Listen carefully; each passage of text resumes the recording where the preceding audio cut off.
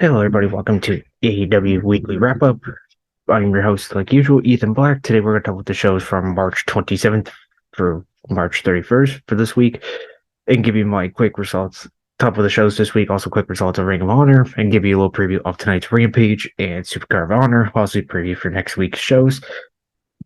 So, before we get into it, I'm just going to get some quick news. So, we saw Eddie Kingston. He was at DDT in Hollywood. He teamed up with the DT Exchange of his idol Jun Akiyama. They defeat Damnation TA of Canyon and Daisuke Sasaki. That was last night, part of WrestleMania weekend. By the way, happy WrestleMania weekend, everybody. But yeah, that was the only thing. A Kingston, he's not taking part. He's part of Ring of Honor, but figured so count it. But let's get right into the shows this week. So we'll start with Dark Elevation from March 27th.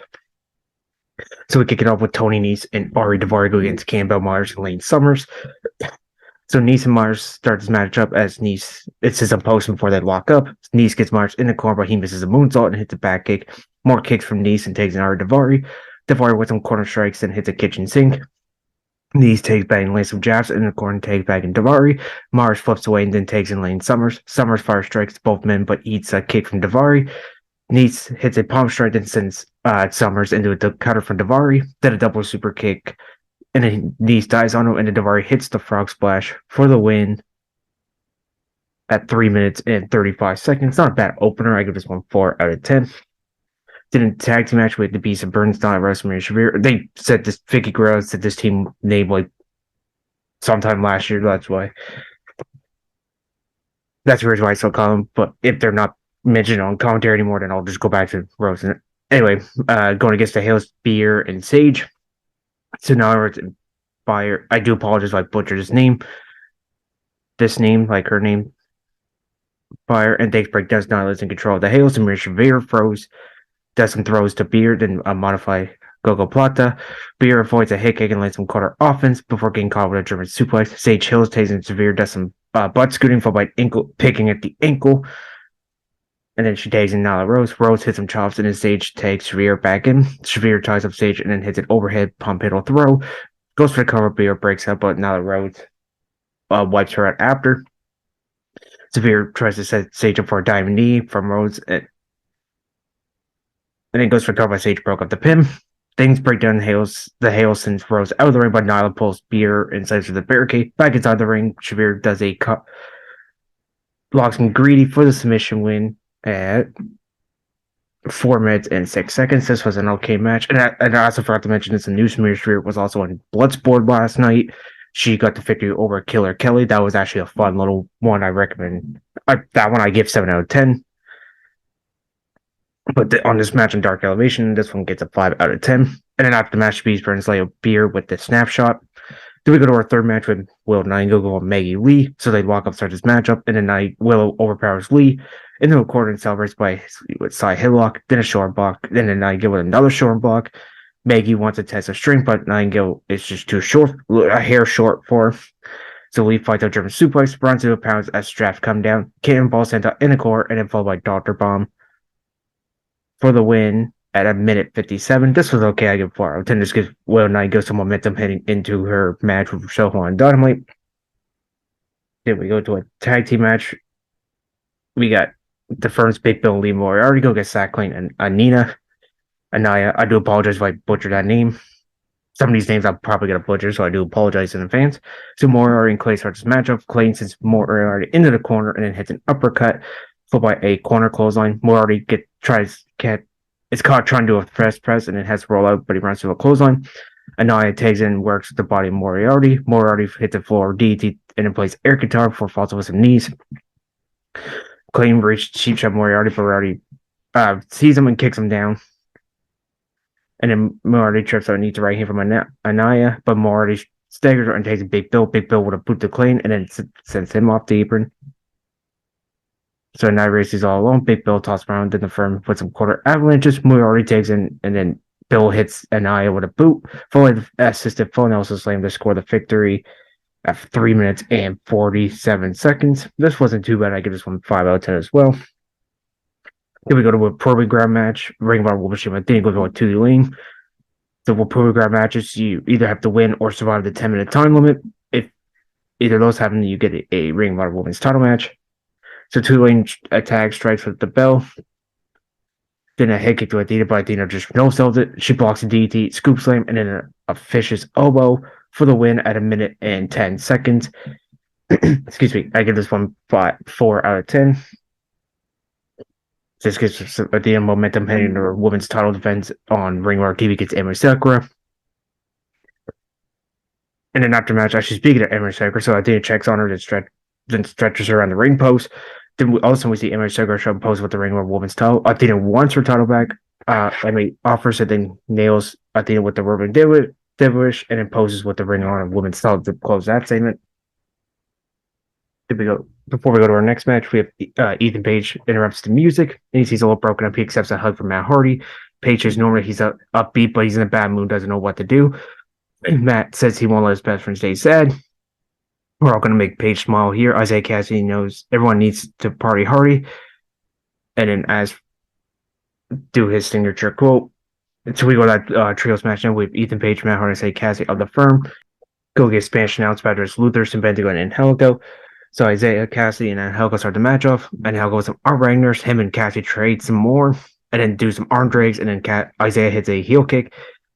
Matt Hardy takes in and hits the elbow to the arm. Then Hardy does some arm work. He offers Ethan Page a shot at coming in, but he wasn't feeling it yet, so he tags back in Cassidy. And Helgo cuts off Cassidy, takes in a Pentago, some rope running. Then Hardy takes in Simpentico with some Tatum offense. Simpentico runs into a back elbow, but Luther cheap shots Hardy down. And Helgo tags in, Page hits on the apron and sook. So Luther tags in, hits a snap suplex, and then tags in Simpentico, who cheap shots Isaiah Cassidy. Luther sends Simpentico on the Hardy, then tries to spring off Simpentico, but Simpentico can't support his weight. So Hardy fights back with a side effect to Simpentico, then finally makes a tag to Ethan Page. Page tries a few short blocks, but he still glooms, so Hardy and Isaiah Cassidy fire him up, and then Page slams Simpentico down to the mat. Simpentico gets hit with the Power Dreamer, and then the Icon cleanses him, and then twists the V from Page, and then he takes in Cassidy. He hits the Swanton Bomb for the win at 5 minutes and 34 seconds. This was alright, fun little match. I just went 4 out of 10. And then our main event, the 7th and final match of the show. Diamante goes one with Riho. So Diamante with a quick ankle pick, then grabs a side headlock, then a short block. But Riho bridges out of the penitent on for Diamante to slam her back down by the hair. Some mountain strikes from Diamante, then a scoop slam, then followed by a second one. Some corner attacks from Diamante as she puts Riho on the top rope. They climb up. Diamante tries to go for a superplex, but Riho fights her with strikes, then follows with a double stomp. Hit hitches from Riho, did a 619 for a 2 count, or Tiger Fin Cake. Diamante forces a Northern Light suplex, and then hits a crossroads for a 2 count. Riho tries to fight back with strikes, but runs into a series of German suplexes. And then tries to go pin on time, but Riho catches her with the mousetrap for the win at 4 minutes and 1 second. This was a fun little main event. I give this one 6 out of 10. And we found out after the show that Riho will get a shot at the women's title on the April 5th episode of Dynamite. So overall, Dark Elevation wasn't 2 episodes. It was a lot of squash matches, really. If I had to pick, I just say check out the last 2 matches, the Firm for Spanish Announce Project and Rio for. But overall score, I probably give this one 6 out of 10. So that was Dark Elevation. Now we would go to Dark. So we kick it off with AR Fox versus Nick Comoroto.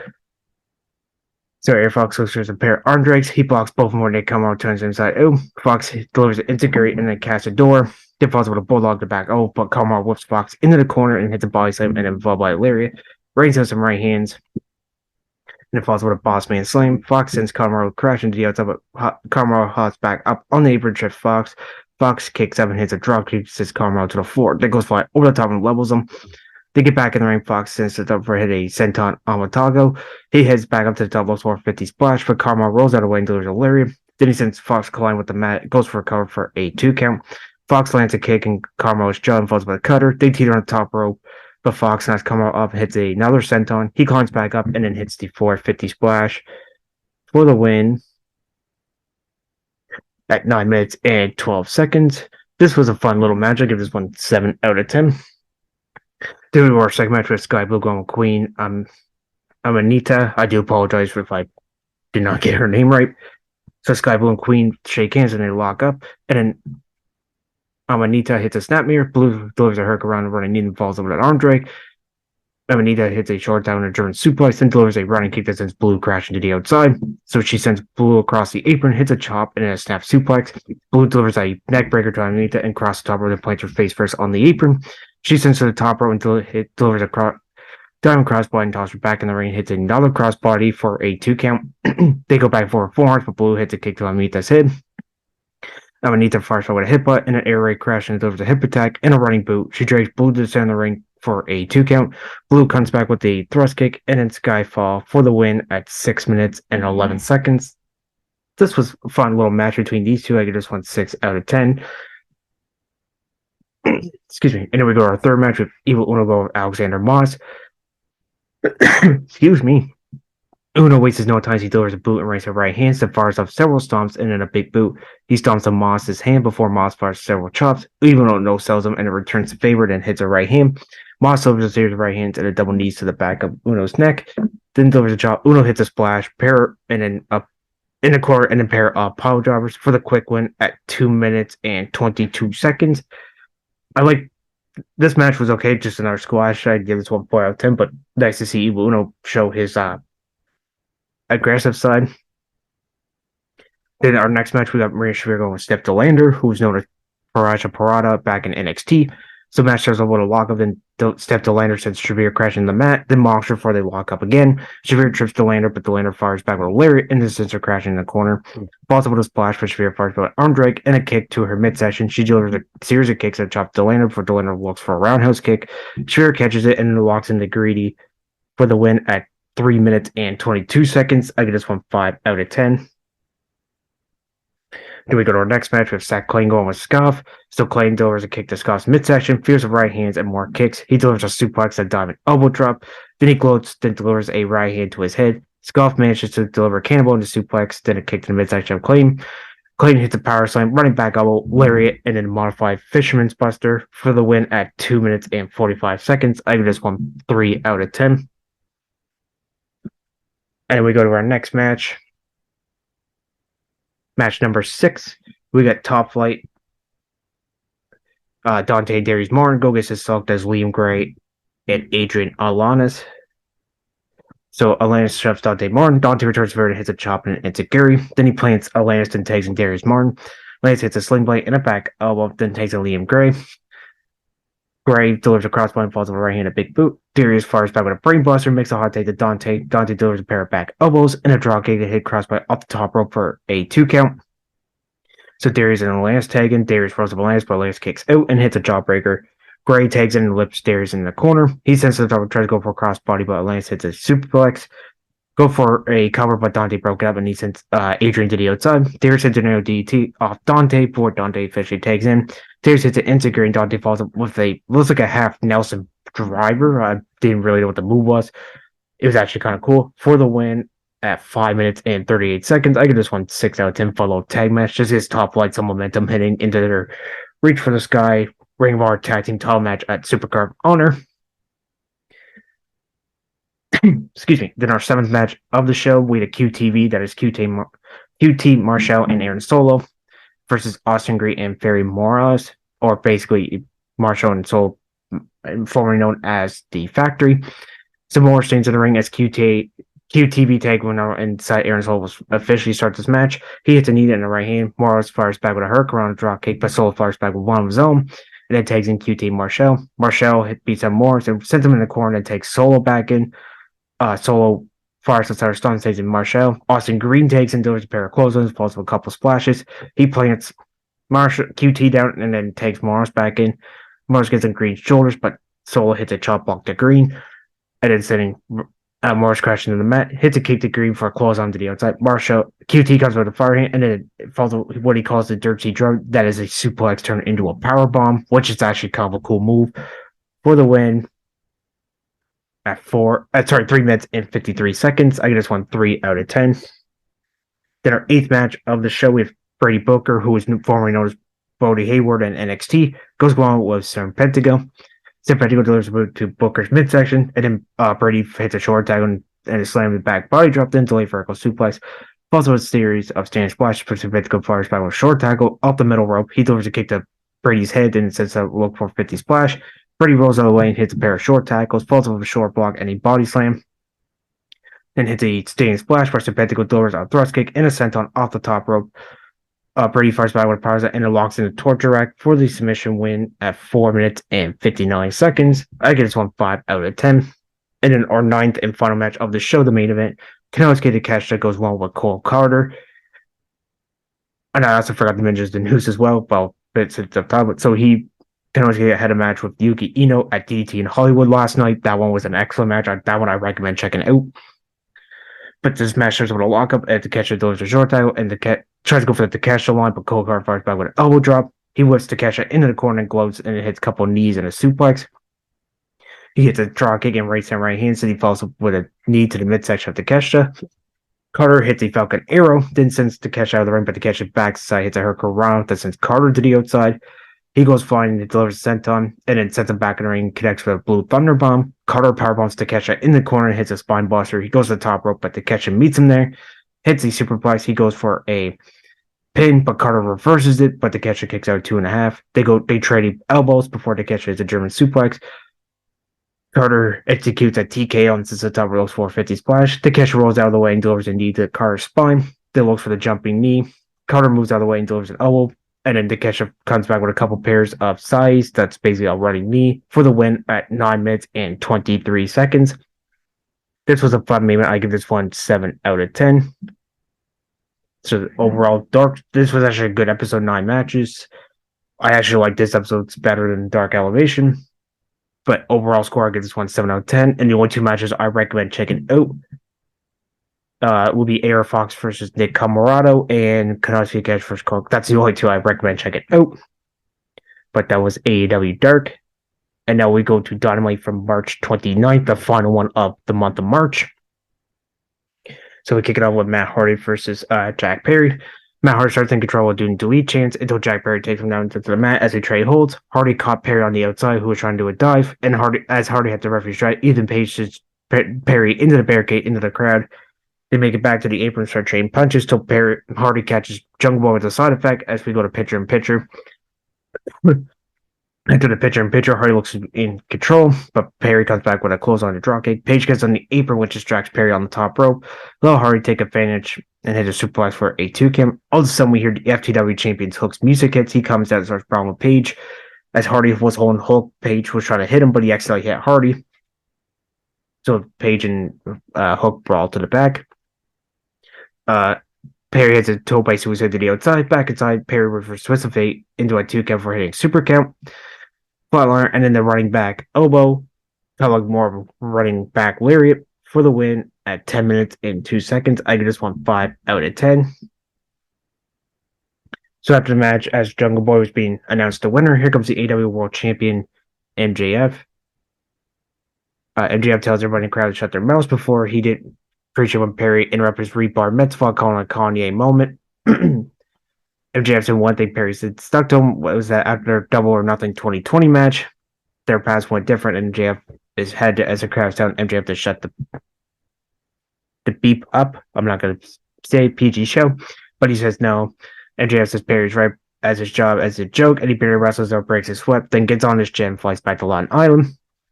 MJF calls Perry's career mid, but admits Perry works his butt off by having stayed on matches. MJF says he does recall Perry being thanked by the crowd over TV time, so he has the right to be mad, but not mad at MJF or this company, but only himself. This is a PG podcast, so but you get what I'm trying to say there. After a double round, MJF walks to the back and had a feeling they met his equal in this ring, and the man he would go to war for the rest of his life as respects Perry. He says he found Perry that night showcasing game of fights and asking him if he remembers it.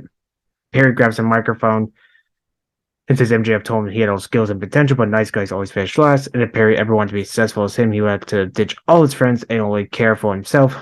MJF says Perry kept hanging out with the Marco Stunt Growth, Donald Douche, and Christian Cage.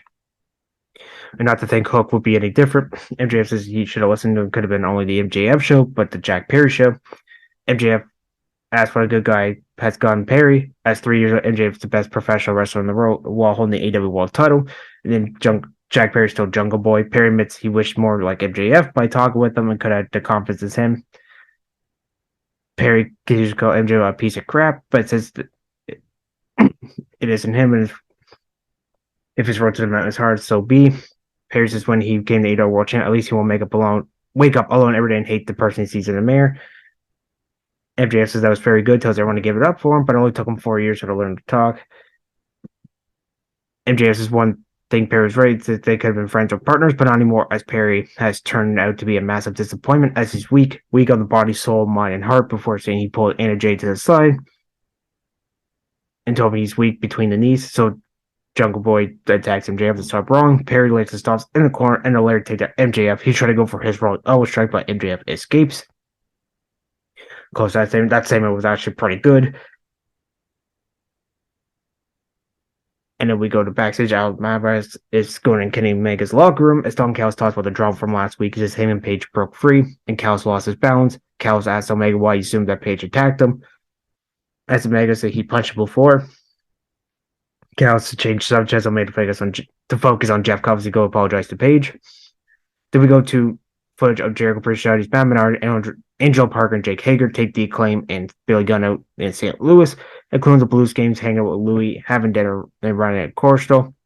Parker asks them if they're in and out and run with the JAS, and Bowen says they'll give him an answer next week on Dynamite. Then we go to our second match of the show. We have trios action. We got Blackpool Combat Club, John Moxley, Ring of Honor World Champion Claudio Castagnoli, Imperial Champion, where you go against the boys, Brennan and Brent Tate, and Don Castle. So as the boys and Don Castle make their way down the ring, Blackpool Combat attacked them. Poor Claudio, he tripped over Brandon Tate. I did feel bad for him there. So eventually Claudio and Brandon get in the ring as John Moxley, Yuta, Brent Tate, and Don are finding the outside.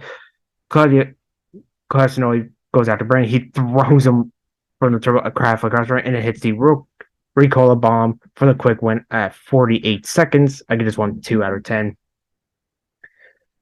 And then we go to footage last week's attack on the Young Bucks, where Alice Marvez passes him and Page and asks who attacked them, and Page says it was the Blackpool Combat Club, even though he did say BBC by accident. Also, Don Callis walks in, apologizes to Page, and goes to shake his hand, but Page gets attacked from behind by the Blackpool Combat Club. Callis was going to shake Moxley's hand, but Moxley knocks him out. Then we see Callis busted out. I see reports that was actually legitimate, that Callis got injured there. And then before the next match there, Tony Schiavone gets World King Omega versus injuries, tells him the Blackpool Combat attack Callis, but Omega brushes Schiavone off, tells him he has to focus on the match. So we go to that third match now, the IWGP United States title match. Omega, the champion, defends his New Japan Pro Wrestling's United Empire's Jeff Cobb. Omega, this is his first title defense on his second reign, as he won it back at Wrestle Kingdom earlier this year, defeating Will Ospreay in an excellent match. So Cobb corners Omega against the ropes and mimics Omega's gun pose. Omega tries to take Cobb down with a short block and body slam, but fails on both until he sends Cobb to the outside with a hurricane and then hits him with the Terminator dive.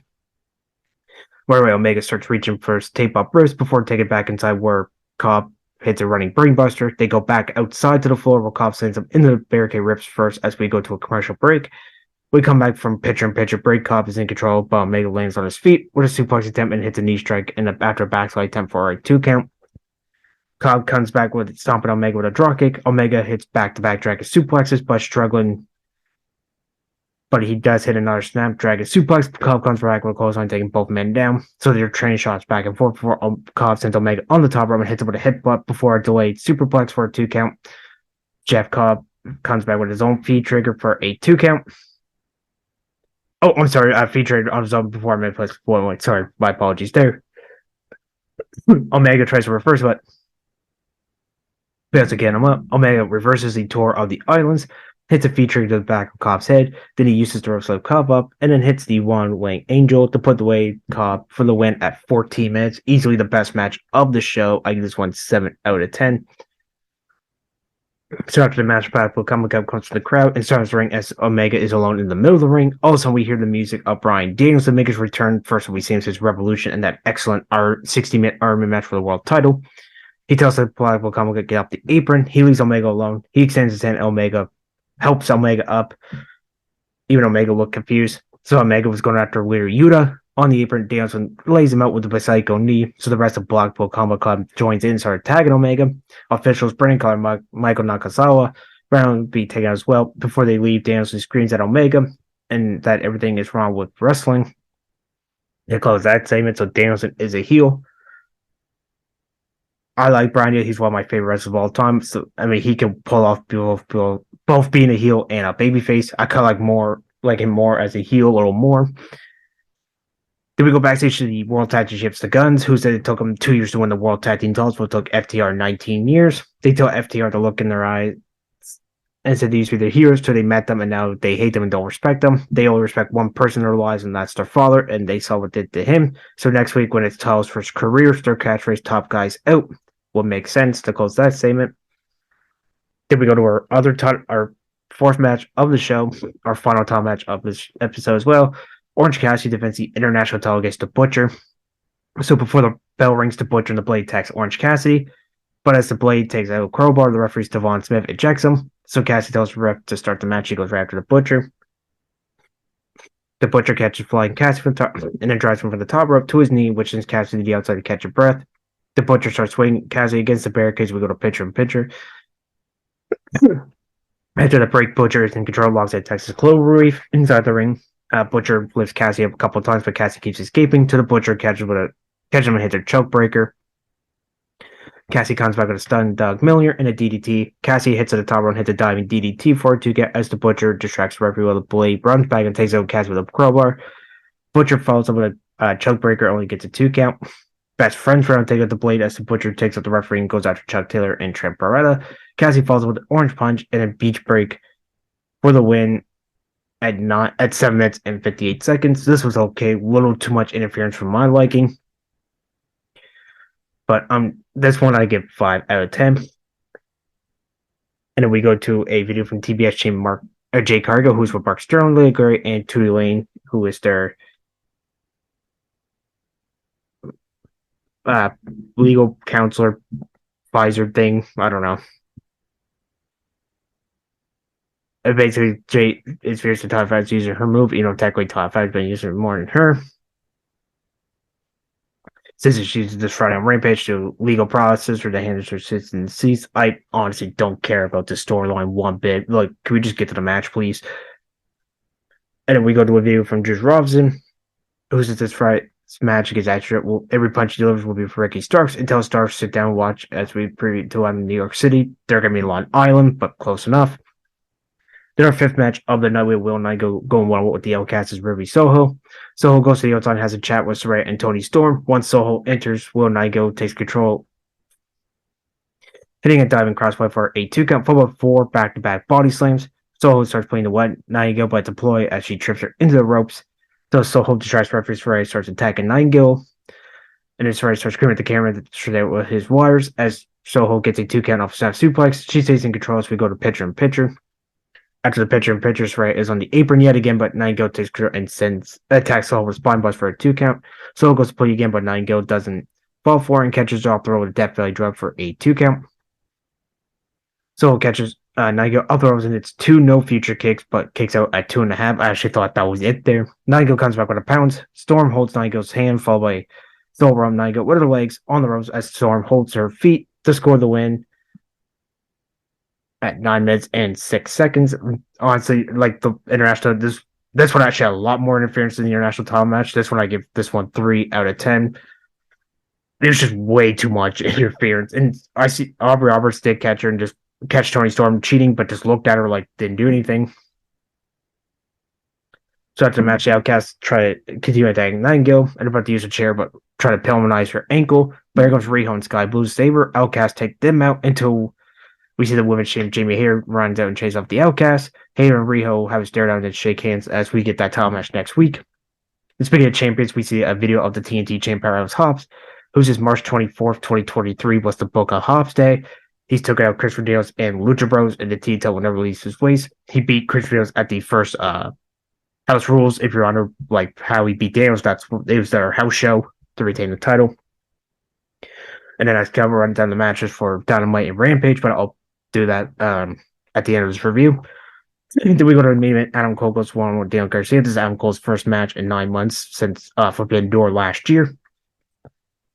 Match starts with a lock before Coles runs ropes, takes Garcia down with a short block, and he holds him down with a side headlock, but Garcia turns into a hit scissors. Garcia tries to turn into a pile driver, hits a pile driver, as Cole rolls to the outside, so referee Bryce Rimser checks him. So we go to pitcher. We come back from the break. Cole is in control, lifts up Garcia, dropping him on his knee for a 2 count. Then starts trading kicks, so Garcia hits Cole with a German suplex. Cole comes back with a super kick for a 2 count. Tries to go for the boom, but Garcia ducks it and tries elbows on Cole and has a near naked choke that he reverses. Cole falls with a knee and a Panama Sunrise. Attempt, but Garcia escapes and puts on the sharpshooter, but Cole quickly reaches the ropes. Garcia comes back with another pile driver for a 2 count. Cole comes back with a Panama Sunrise, pulls the knee pad down, and then hits the boom for the win at 11 minutes and 6 seconds. This was an okay main event. I give this one 6 out of 10. So after the match, Breaker comes out to the match and prays for Adam Cole as he gets streamers confetti dropping on as they celebrate. All of a sudden, we hear Chris Jericho's theme song as he makes way and helps Garcia to the ring. Jericho slightly steers back at Cole before slowly heading to the back. Jericho stops at top of it, turns it again towards Cole, and then walks to the back to close out this week's Dynamite. This wasn't a too bad of an episode of AEW Dynamite. Overall score, I probably give this one 7 out of 10. Only match I recommend checking out is the IWGP United States title match. That's easily the best match. Everything else was like the Ruby Soho and 9-Go match. I didn't like. The international was okay. Both of those matches, too much interference. The Black Cup was too short for anything. So Friday, Rampage, we have Sammy Guevara going on Konosuke Takeshita. Trio, 2/3 of the trio, James House of Black, Malachi Black, Bro King, Will Gates, Tripper, and Chuck, best friends. Talifire goes well with Rhea Shavir, and Juice Robinson goes well with Action Andrade. And right now, for Dynamite, as of right now, on April 5th, Long Island, Juice Robinson goes with Ricky Starks. Jimmy Hare defends the women's title against Riho. The Guns will put the World Tag Team titles on against FTR's AEW careers, so if FTR loses, they must leave AEW. And we also will find out, we'll hear from the Blackpool Combat Club and also hear from the Acclaim. I still get an answer to join the JAS or not, but I imagine they'll probably announce more matches tonight on Rampage. So that's the AEW stuff. Now I'll run down the Ring of Honor stuff super quick. Until episode 5, they taped this. They did a couple matches before Dynamite and then some after the Rampage tapings. That's why there was no Dark Elevation. They did tape Dark Elevation on the floor, so I imagine those will probably be on Monday's episode, but I don't want to say anything yet, just in case I was wrong. But we'll run down these 9 matches here. So we have Aussie Open, Kyle Fletcher, Mark Davis, R. Divine, and Tony Nese, 9 minutes 16 seconds. Gets Aussie on some momentum heading into their World Tag Team title ladder match at Supercard of Honor. Mayu Yamashita defeating Sean McKenzie, 4 minutes and 45 seconds. In a non-title match with 6-man tag champs, The Embassy, Khan, Brian Cage, Tully Leona defeat RG Singh, Jack Straver, and JD Griffey, 3 minutes and 12 seconds. Getting some momentum in their title defense at Supercard of Honor. And speaking of their challengers, 2/3 of their challengers, Air Fox and That's Elite, they defeat the Infantry, Charlie Bravo, and Sean Dean, 8 minutes and 14 seconds. For the women's title, Althea defeating Emi Sakura, 8 minutes and 29 seconds. So she'll defend her title against Yoga Sakazaki at Supercard Honor. 8-man tag team will preview of the Rich for the Sky tag team title ladder match with 4 of the 5 teams. So we had La Faction and Canales, Tedesco, and Roosh. They team with the Kingdom, Matt Taven, and Mike Bennett. They defeat Top Flight, Darius and Dante Martin, and the Lucha Bros, Pentagon, Jr., and Ray Phoenix, 7 minutes and 31 seconds. For the pure title, where Yo retains his Leon Ruffin, 5 minutes and 26 seconds. Gives him some momentum into his match with Kashir Shaba at Supercard Honor.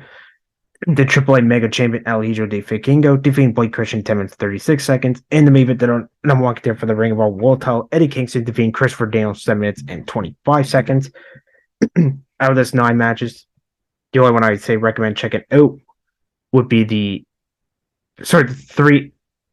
I'd pick 3. I say the Women's World title, the 8-man tag, and then the Vikingo Blake Christian match. So that was Ring of Honor. And then for the Supercard Honor for tonight, 8 matches. So we have the Reach for Sky ladder match for the vacate World Tag title, and they are getting new designs as all the Ring of Honor titles digging.